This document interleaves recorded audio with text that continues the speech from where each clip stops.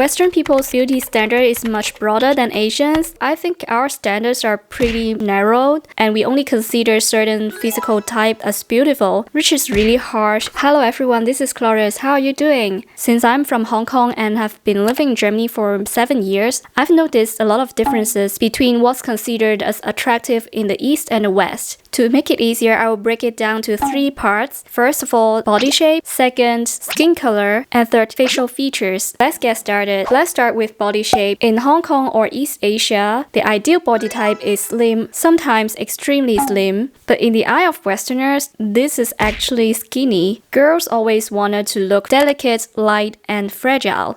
If you were curvy or muscular, people would say that you are big, which is negative. By the way, regarding body shapes, what we consider as fat in Asia is already thin in Europe or America. Asian people are really harsh. And what Asian people consider fat in the eye of Westerners is just a little bit chubby, or it's still fine, it's just normal, because what they consider fat and obese is another level, is more lying on the health concern more than appearance concern. After moving to Germany, I noticed the opposite. Here, people admire curves. An hourglass figure with smaller waist, fuller hips, and bigger boobs is considered really attractive. A lot of girls would try to look like Kim Kardashian, and which is their role model for perfect body figure. Besides, fitness and strength are also celebrated. When I went to gym, I saw a lot of women training here as well, and they wanted to look good, they wanted to have muscles, and they look very strong and healthy. As I'm very small, I always feel like I'm a dwarf here. I think this is just a self-criticism that I always hold against myself, feeling like I'm not good enough, I'm not good looking. But the difference is here, like no one would ever judge me, no one would ever criticize me based on my physical figure. I'm just super petite, no matter we are talking about Asian standard or Western standard.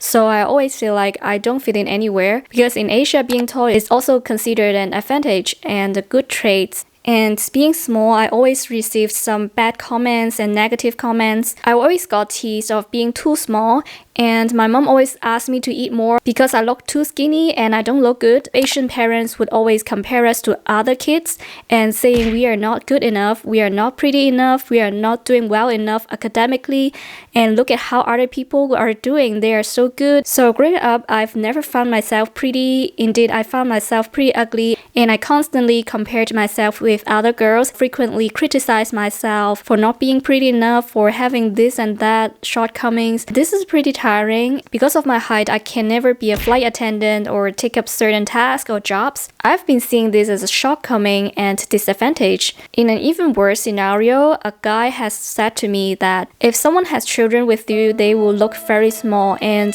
don't you afraid that your children will look very small? This has been a really big insult, and at the same time, I didn't know how to respond. That has been also my biggest fear. Even though I don't even have a partner and I don't plan to have children, but still this idea has been stuck in my mind. I told myself, if I have a daughter, it should be okay, but what if I have a son? I would completely destroy his life. All these thoughts are really, really toxic. But I used to think like these are the universal standard. I wasn't able to stand up for myself to confront other people while I was being judged. But now when I look back and reflect on the Asian beauty standard, it's been super toxic and unrealistic, because Asian beauty standard is never designed to be achievable. It just makes you never feel good enough, make you feel very bad about yourself. This kind of beauty standard is very disgusting, and we shouldn't accept it anymore. Indeed, I find Asian beauty standard is pretty much based on 2D manga images. It's totally unscientific, unrealistic, is not achievable. For those people, they just never look at themselves, but they just want to pick on you and make you feel bad.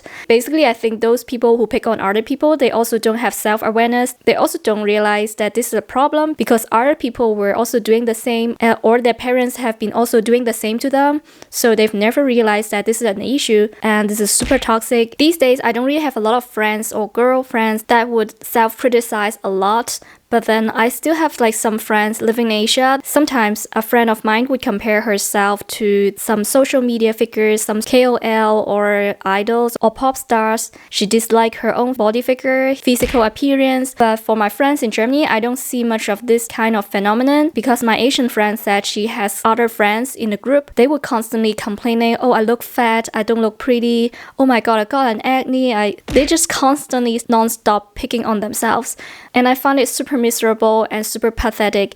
Maybe this is very cliche, but everyone is unique, everyone is different. Why should we compare ourselves to other people as long as we are already healthy? That's the most important thing to yourself. It's not about like other people's opinion. It's none of their business. But at the same time, I know like living in Asia is so hard to get rid of all these standards because even if you tell yourself you look amazing, you look good every day, people would still come to you and say, oh, did you go on vacation? Did you eat a lot during your vacation? You gained so much weight. And then that just makes you feel tremendously guilty. This is a super unhealthy vicious cycle. We do it in Asia all the time because when those people are judging others, they're also at the same time judging themselves.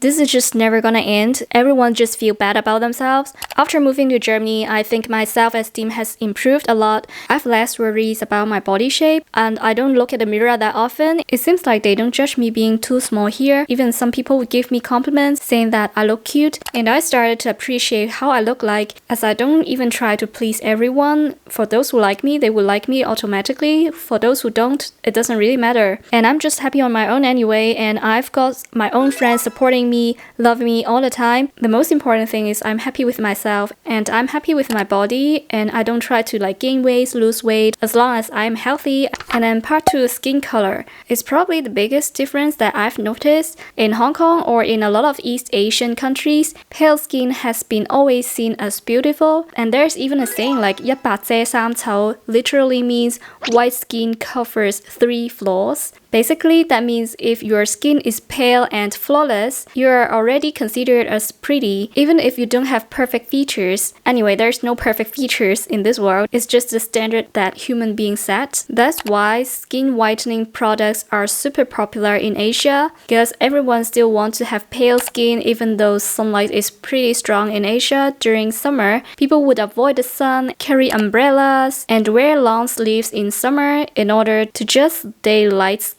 Like my mom, she wears anti-UV jackets or long sleeves to just avoid sunlight. I still vividly remember one summer I went biking with my friends, so I got really tanned, much tanner than right now. And then after the summer, I went back to school and my teacher asked me, and she looked super concerned as if I've made some mistakes. And then she asked like, what happened to you? Why you got tanned so much? And then I was like, yeah, I just went biking with the other friends in the class. At the same time, I felt judged and as if I've done something wrong. But in Asia, it's so common. A lot of people will look super concerned when they saw you got tan. This could be also hilarious, but at the same time pretty rude when people told you, oh, you look so dark skinned. And I think that happens more frequently in the past, but I think these days people are more open to tan skin and the Western culture and Western standard. That's why they started to think this is healthy looking and they don't judge it as much as they did in the past. But still, I would say like a lot of Asian people would still prefer pale skin, because pale skin is connected to refinement, elegance, and even higher social classes in the past. In Asia, tan skin means that you have to do a lot of outdoor activities or work outdoor, like some farmer jobs or some blue-collar jobs, which are considered still like lower social class, which is not preferable. Some mean people would say, 做乜曬到咁黑啊？你耕田嚟啊? That's why a lot of people still keep their skin pale and light. That means they can work indoor, they do not have to do harsh jobs. For women in Asia, avoiding sunlight is also an approach to avoid UV light, so we would have less wrinkles and aging skin. That's why Asian women would do whatever to avoid sunlight. However, in Western countries, for example Germany, Europe, or North America, tanned skin is admired because it suggests health, energy, maybe even that you are rich or you can afford a vacation on the beach. So tanned skin is really a positive feature. In contrast, pale skin here can sometimes be seen as sick or tired, so it's not preferable. Or even like you are working too hard in the office and you can't afford a vacation or enjoy sunlight. The other day I watched this video by a German girl, German Potato, and she said that she's been hearing this comment her whole life. Boah, du siehst aus wie ein Käse. Du bist so blass. Bist du krank? Nee.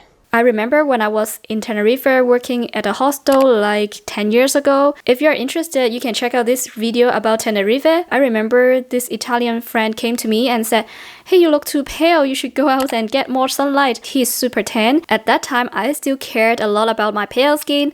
I would go to the beach, but I usually would go in the evening when the sun is less strong. I would not want to get tan. But then for him, he seemed like very concerned and he wanted me to get tan with him. And so I would look healthier because for him, I looked too pale. It doesn't look like very healthy, but it's very funny. He's white, but he's tanned. When he looked at me, he thought I'm too pale, but I'm an Asian. The good association of tan skin was a very new concept to me. I only learned it when I had Spanish classes, when I was at a university and college, when our professor told us what Western people think, and she explained why they always wanted to get tan. And for us, this is so eye-opening because some friends had more natural tan skin. She used to think that this is not good, but after hearing this whole new idea, she started to appreciate herself more.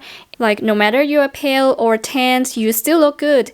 We realized in different scenario, different culture, the same skin color, the same feature could both be positive and negative. No one can ever satisfy the standards in different cultures. So why should we even bother? Also, when I was in my early 20s and I went to Spain for a Spanish class during summer, my friend and I also met two other Dutch girls and they invited us to go to park together and get tanned. But while they were sunbathing, we were hiding under the trees to get some shades. Now when I look back, I guess the two Dutch girls would think that we were super weird. Why didn't these two Asian girls properly enjoy the sunlight? Why were they so weird they were hiding under the tree? These stories are super funny, but now I don't really care about being tan or pale. Especially, I've been living in Germany for a while and I realized how important sunlight is to both my physical health and mental health. During summer these days, I'm enjoying sunlight more than ever, so I went to the lake with my friends, I went hiking, and I get sunlight and I got tanned. But no one is judging me and I'm super happy with my tan skin right now. I don't even follow the Asian standard anymore, but I would still just wear sunscreen to protect myself. By the way, one thing I realized is that some European sunscreen, they just have PA+, but they don't have PA4+. In Asia, the sunscreens with 4+ signs means that it can avoid sunlight so that we don't get tan. But here, the sunscreen do not avoid us from getting tan. So be careful when you are choosing your sunscreen, depending whether you want to get tan or not. Because there was one time that my friend wanted to get tan, but he bought this sunscreen with 4+, so he couldn't get tan. But for me, I also put on the same sunscreen. I think this is exactly for me. But at the end, I still got a little bit tan, but I don't really care now as long as I don't get burned because summer is too short here. When we get into winter again, I will miss the sun so much. I didn't realize that the sun is that important when I was in Hong Kong because it's been really hot, humid all year round almost, except maybe January and February. Otherwise, all year round, we got the sun all the time. Winter here could be very depressing, so I just make use of the sunlight here when we are having summer right now. If you want to know how German winter is, make sure you check out this video as well. And in that video, I talked about German winter blues and how I dealt with winter depression, like a seasonal depression. And then let's move on to part 3, which is the last part, the facial features. Now, this is where the difference gets really detailed. In East Asia, an ideal face often means a V-shaped chin, small nose, tall nose bridge, and a big round eyes. It gives your face a better silhouette. Also, I think people are always chasing for what they don't have. A friend of mine has flat nose bridge. When she was a kid, her mom would put a clip on her nose to make it grow taller. And a lot of Asians have single eyelid, but having double eyelid is considered beautiful. That's why eyelid surgery is very common in places like South Korea. And the overall look is supposed to be youthful, decent, innocent, and soft, almost like a doll. And makeup trends in Asia always reflect these values, like straight eyebrows, glowy, flawless skin. Everything is designed to look fresh, natural, and not too dramatic. However, in the West, it's pretty much the opposite. Sharp, defined features are admired, like high cheekbones, fuller lips, and the strong jawlines are considered beautiful. And makeup tends to be bold, contouring to make the face look sculptured, fake lashes, dramatic eyebrows, and strong lip colors. The idea is to exaggerate all features and to make people look more confident, glamorous, and even a little sexy. While on the other side, Asian trends are more natural, more innocent looking,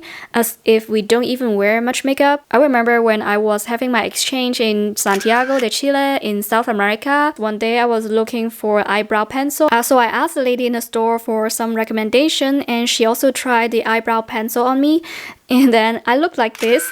She made my eyebrow look very strong and thick and just too dramatic comparing to my Asian normal makeup. And then my friend said I look like Lapa Siusan. I think for Latinas or Western people, they find it attractive and nice to just have this exaggerated, strong eyebrows. But for me, it looks super weird. I still wouldn't draw my eyebrow that way, I just prefer my natural look. Besides that, I also find the lip filler trend very funny because in Asia, thick, fuller lips are not considered super beautiful, but it seems like here a lot of women wanted to do the lip filler, but it looks so terrible. They have to do the injection. It just looked painful. And I still couldn't understand this trend, but it seems like to Western girls, it looks more sexy and more attractive. And I have a friend and he has a stepmother. One time they were talking about those girls having lip filler, and then the next week he realized that his stepmother also got the lip filler. It's just super hilarious. We're not judging people doing that, but it's just very funny.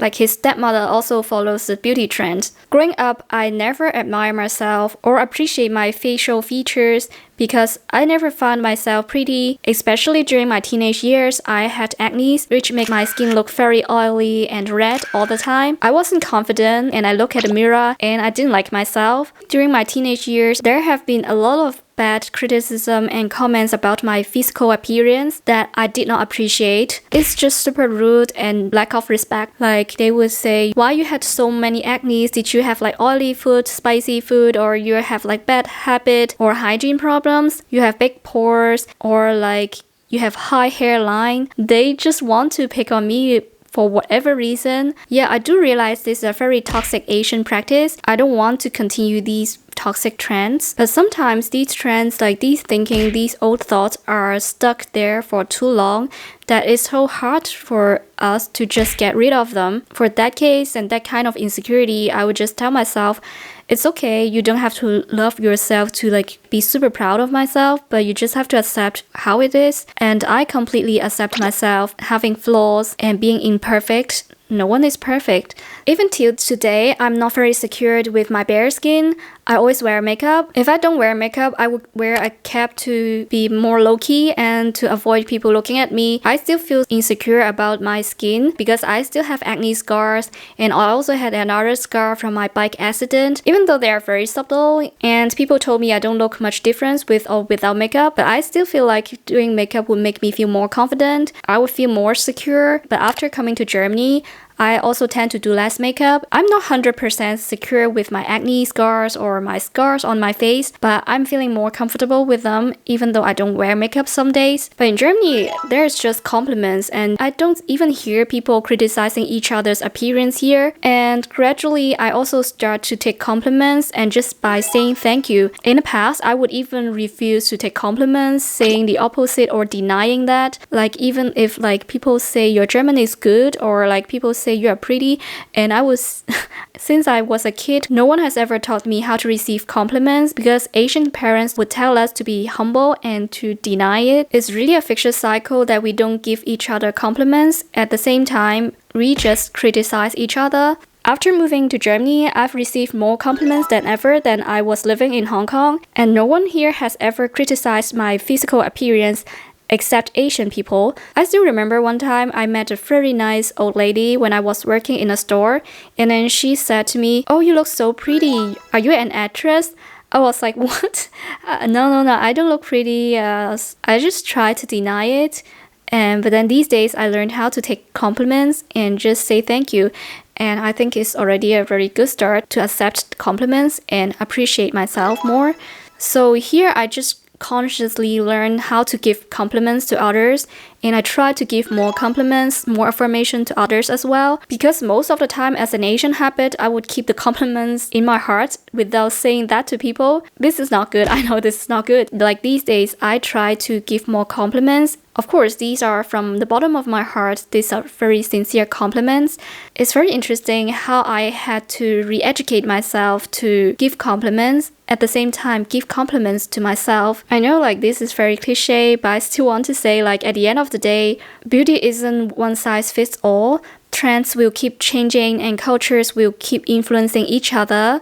And the most important thing is to find what fits you the best and what makes you feel good and confident. If you don't have self-confidence, you will always attract people who do not appreciate you, who devalue you, who criticize you, and make it even worse. Once you've built up this confidence, you won't give power to people to walk all over you anymore. Thank you for listening to my little reflection. If you find my content interesting, don't forget to like the video and subscribe to the channel. And you're also very welcome to share your own thought about the beauty standards where you are from in the comment section below, and I would love to hear them. And see you next time. Bye!